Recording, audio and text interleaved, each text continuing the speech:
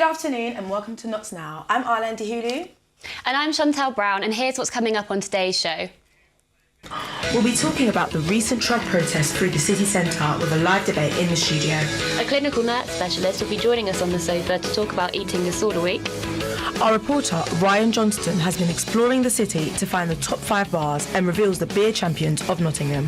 And it's Pancake Day. We've sent out our 2 finest food testers to see who can toss the best. And finally, we'll be speaking to the musician Josh Kemp, who will also be performing his new single, You Are. Last Monday, hundreds of people in Nottingham marched between the Forest Recreation Ground and Old Market Square in protest against Donald Trump's pending state visit to the UK. We spoke to the people of Nottingham to see what they thought. Is the leader of the free world, is the most powerfulest man in the world. Why would we deny that? I mean, British trade relies on American trade so much. I mean, you can just see the way his actions are. He just seems a little bit sporadic, a little bit of a loose cannon. And if we act up, I know there might be consequences, but on the flip side, I mean, what has it got to do with us? The way to deal with things in America is different to here, but I don't see really what the main benefit of Donald Trump coming to Britain for, unless it's going to benefit the people, unless it's some big economic policy or something to do with like people and immigration that will help the people in general. If he's coming for that reason as well, apart from just politics, or to benefit the corporations and businesses, you know what I mean, that's okay if he's coming for the people. Now as a president, and he said, I am thinking only in United States. What is the point that he's coming to UK? He's giving us something to improve England in what ways? And no agree really with the visit. Well, I think we live in a land where we have freedom of speech, and that should incorporate people if we don't agree with their ideas. And so, yeah, I don't see any problem with that. Nearly 2 million people have signed a petition calling to prevent Donald Trump from making a state visit to the UK. Following a heated parliamentary debate, Theresa May insisted that the UK looks forward to welcoming the new US president once dates and arrangement have been confirmed. Joining us in the studio now is Liam Conway from the Nottinghamshire Association of Teachers and Luke Waitlin, the Vice President of the NTU Politics and International Relations Society. Hello, good afternoon. Thank you so much for joining us today. Very welcome. So we've got Luke here, haven't we? Yes. And then Liam. So I'm going to ask a question to you first, Liam. Why do you think it should be opposed that Donald Trump comes to the UK? Well, I think the main thing is he shouldn't be invited to the UK. You know, I mean, this is a president like we've never seen before. This is a president who is opposed to equality, who is a misogynist, who is homophobic, who attacks workers' rights, who attacks the rights of migrants, who plans to build a wall to keep Mexicans out. What sort of a human being is that? I mean, would you invite this man into your home? I certainly wouldn't. And I don't think he should be invited to the UK on a state visit. This isn't about Donald Trump's right to move about. It's about whether he should be invited to the UK. And given his record, given his politics, given what he represents and the threat he represents, I don't think he should be invited. Luke, Yes. For those who are not so politically savvy, what benefits come with Donald Trump's visit to the UK and his relationship with the UK? With benefits, well, I'll start with relationship first, actually. Everybody throws around the term the special relationship that we have with the United States. It's first coined way back by Harold Macmillan and JFK, Kennedy. It was when we started to collude instead of just say, oh, we're working together. We actually started to have a fiscal sort of debate about what we want to do in the world, what future we want to take in the world. That relationship has been around since the 60s times, 50s, 60s. If we get rid of that, or if we put a sort of stopping block on that, with what Trump is like, and we all know what he's like, then it could impact upon the relationship that we have. We have to remember that the United States controls the United Nations. It is an American initiative. We also have to remember that Trump is the President of the United States, whether we like that or not, he is. What we need to remember is whether we like Trump or not, whether we agree with his policies, which I certainly don't, but I think that it would be wrong of us just to flatly refuse any form of anything like that, really. Because if you take the relationship that we've had for over 50 years now and just say, oh, it doesn't matter because we don't like his policies, we don't like what he stands for. A lot of people didn't like what Nixon and Reagan stood for, but we still had active communication between the two. And then with Thatcher, that was when the special relationship really took flight in the 80s and 90s. So if you discard that, you are discarding a lot of history. And with what Trump is like, we have to remember that you need to treat him nicely but not agree with him, which is the way that I would take the stance. Invite him, debate with him, show our differences, do things like that to show that we won't stand for what he believes in, but it doesn't mean we have to destroy what we've built together. Perfect. Thank you both for coming along today. That was really insightful. We really appreciate your turning up today. Thank you. Thank you very much. It's National Eating Disorder Awareness Week. Eating disorders affect the lives of more than 1.5 million people nationwide, including the likes of Russell Brand and famously Princess Diana. Rory Ridley-Thomas investigated the impacts of the disorder locally. This week is Eating Disorder Awareness Week, where the approach is to ensure all the people suffering from this mental illness are supported and don't have to face the difficulties alone. With an estimated 725,000 people suffering from an eating disorder in the United Kingdom, bulimia is the most common diagnosis, with 40% of people affected by this. With a lot of different types of treatments available, such as therapy and medication, everyone is urged to come forward and seek help. Many people have been through an eating disorder and many people have recovered from it. I caught up with Amelia White to discuss her experiences with it. I had anorexia and bulimia nervosa from about the age of 13 to 18. Obviously a very difficult time for me, and I lost a lot of my memories from my adolescence and childhood because of it.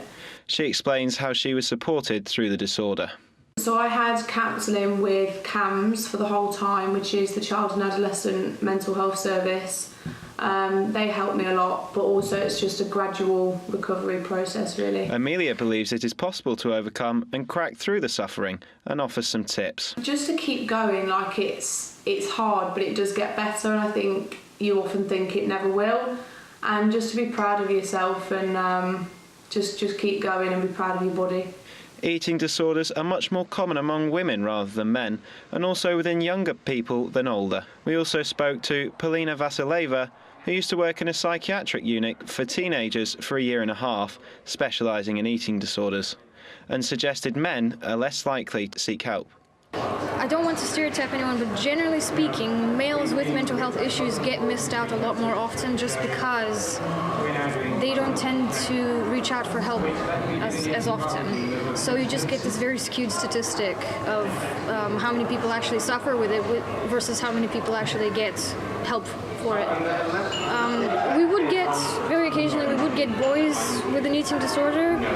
But say on a unit of 20 girls, it would never be more than one at a time, and most of the time there wouldn't be any boys. But generally when they would come, they would leave quicker as well. So that was something that I found interesting. Girls tend to stay longer and come in more often. It is traditionally thought of as a female's illness, which is, I guess, why it's even harder to find males to speak out about it and seek help about it, just because of how it's viewed. This week is all about raising awareness, and in order to seek help, the first port of call for a sufferer should be to make an appointment with their GP, and then they will be referred to treatment from there. We're now joined today by Alison Newsham-Kent, who's a clinical nurse specialist. Hello, it's so nice to meet you. Thank you for coming down today. So just explain briefly what it's like to work with people with eating disorders. Well, I guess it's always very challenging. It's always very interesting and ultimately really rewarding, because I guess we wouldn't do this job if we didn't have some degree of success and see people get better. How should sufferers seek help? obviously the obvious thing is to go to a doctor, but the baby steps, because some people don't really realise they are dealing with the illness. So. Well, I guess for part of the service that I work with are young people, so under 18s, but also older adults as well. And I think for young people, it's about talking to somebody that they trust. So it might be a teacher, somebody at college, one of their parents. So talking to a trusted adult initially, and I guess for adults, somebody older, so maybe confiding in a friend, but also knowing where the limitations of friendship can be really, and then maybe moving on to thinking about seeking professional advice and help. There are websites like Beat that can be really helpful, that anybody can access and think about how they might seek support through those kinds of channels. But ultimately going to a health professional, so their GP, as you said. But I think trying to take those first smaller steps and talking to somebody like a friend or a parent or a trusted adult. Beat also does say that 25% of sufferers are male. Do you feel that that's represented in your everyday work? No, I wouldn't say that we see that high percentage of men and young boys, young men. I would say within our services we see probably around 10%, maybe less, of men and boys. So I guess we don't see those high numbers. Such a shame. Thank you so much for being here. That's okay. I really welcome. appreciated your input today. Thank you so much. Okay, you're really welcome. Last weekend, Nottingham hosted its annual Champion Beer Festival. Our reporter Ryan Johnston took to the streets of the city to find out more. At the end of it, and be crowned Champion Beer in Nottinghamshire 2017. So this year it's Blue Monkey for the 4th time. I've won again. It means that they get, they've got the title of Champion Beer in Nottinghamshire 2017, and the beer that wins it will get a crown to go on top of their beer. So it's as a promotional and advertising thing for people that are coming into Nottingham. If they see that, you know, obviously it means that it's a great beer. We started doing it from about maybe 4 years ago. And the whole idea was to kind of showcase the diversity and the range of beers that the Nottinghamshire area were doing, and the fact that we've got so many really good breweries, obviously brewing in the area, and that was the whole kind of, the idea behind it was like, let's showcase, let's show what we're really good at and what we can do. So every year it's kind of got a little bit more. I mean, it's 12 o'clock, I've got people coming in, and, you know, hopefully as the day goes on it'll get a lot busier, and you know, we do it right up until Saturday evening, so yeah, it should be good.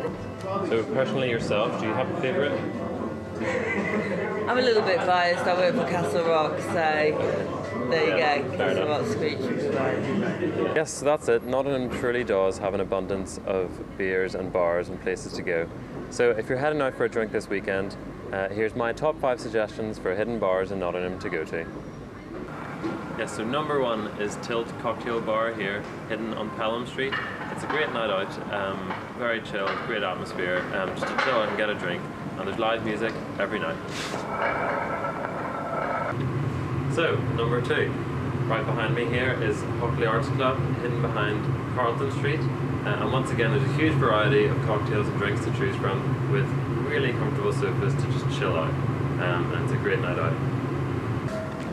Number 3, just down the road from Hockley Arts Club is the Boilermaker, which disguised as a boiler room is actually a bar and lounge just behind it. So don't be fooled when you come down, it is there. Number 4, hidden underground here on Stony Street is Bunk, just behind me, with another great variety of cocktails to choose from. There's also beer pong, which is always great fun. And my tip is the chicken wings, they are to die for. Yes, so number 5, last but not least, is Pepper Rocks just behind me. Another great shout for great cocktails and really comfortable area to sit on, really good sofas, and the hot dogs as well are their speciality, so make sure you try them out. But yeah, that's it, that's my suggestion of the 5 best hidden bars in Nottingham for a great night out. Enjoy. It's that time of the year again, Pancake Day. We've explored the best places to pig out and get flipping. Pancake Day has been celebrated throughout Nottingham today, with many businesses and organisations promoting the concept of pancakes. The Pudding Pantry is one place in particular that is recommended to go for pancakes in Nottingham this Shrove Tuesday. Manager of the Pudding Pantry, Anthony Quinn, speaks out as to why people should come to get their pancakes here this Shrove Tuesday. So, definitely a destination for Pancake Day. We have over 70 different choices of pancakes, most of the toppings. Today, and today only, we've got 2 specials on as well. One of them being cinnamon swirl, and the other one being black forest pancakes. All of our size ingredients with it are made from scratch, and we have pretty much, in my opinion, the best bacon in Nottingham. 1, 2, 3, 4, 5, 6, 7, 8, 9, 10. So the challenge is to flip a pancake the most times in a minute or until it falls on the floor. So first prize is £40 Tamatanga voucher, and second and third prize are £15 Wagamama vouchers. Making pancakes plays an equally as big part as eating on the day. The Corner House in Nottingham is one place on the day that will be emphasising the fun behind making pancakes. We haven't done this before. We used to do a pancake race, but this year we want to involve members of the public, so that's why we're incorporating the pancake flip competition instead, so that more people can take part. The event will be taking place between 12 to 2 p.m. inside the Corner House, and anyone is being encouraged to get involved and take part. You beat him! Wow. We asked our Twitter followers what their favourite pancake toppings were, and I think it came out lemon and sugar on top, didn't it? Which I personally would agree with. Is that not your favourite? No. What would you go for? Nutella, it has to be Nutella. But too much of Nutella, I think, is no. There's no such thing. It's too much. Lemon and sugar is a classic. That is my bacon absolute. Is for the real hungry people. Bacon. Bacon is for the animals. Just bacon and pancakes. They don't want anything else. Earlier, we were lucky to be joined by the very talented singer and songwriter Josh Kemp. Morning! Come on, wait! Sleeping Beauty!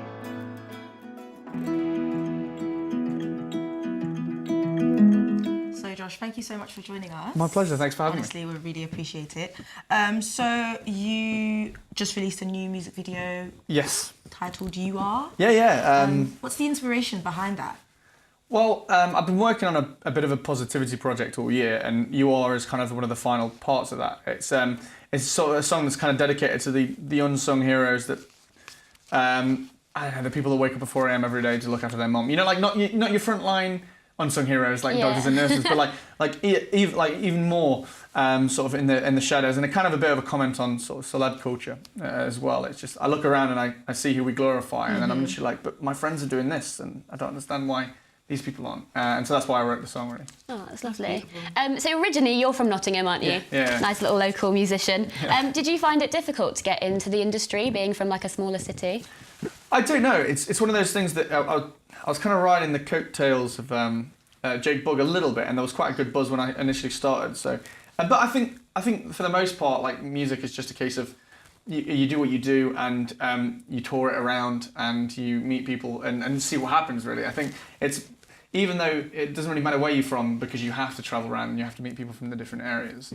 I imagine there's a little bit of an advantage if you're from London, but or Manchester. But yeah, them's the breaks. You just got to do what you do. Right? Makes you strong. Yeah, absolutely. Yeah. So you're going to perform for us now, aren't Yes. you? Your Yes. new single. So this is You Are. Absolutely. Perfect. Thank you for having me.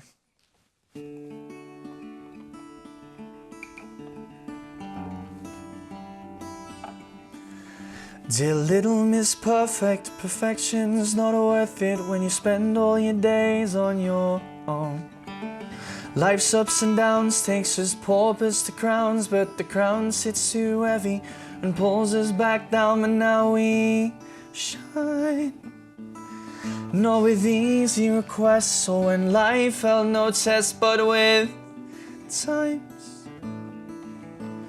times when we give it our best. 'Cause you are my inspiration and you are my only way out of here.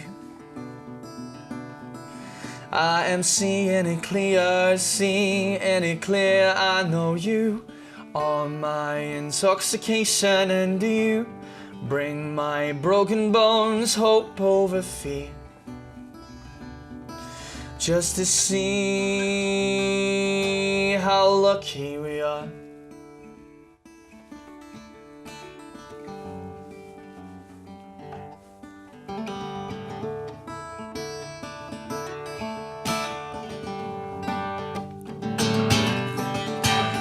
Taking the view, watch the sun forcing through all the clouds that have been in my way. You call it defeat, but I get fidgety feet, 'cause the whole world is wide and it's made to be seen. But the tide comes in and it goes back out again. But you're still here, my closest friend, and you are my inspiration, and you are my only way out of here. I'm seeing it clear, seeing it clear. I know you are my intoxication, and you bring my broken bones hope over fear. Just to see how lucky we are. Oh, oh, oh, oh. Oh, oh, no, no. Oh, oh,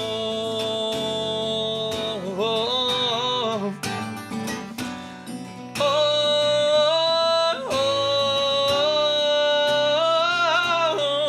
'Cause you are my inspiration, and you are my only way out of here. I am seeing it clear, seeing it clear. I know you are my intoxication, and you bring my broken bones hope over fear. Just to see, just to see how lucky we are.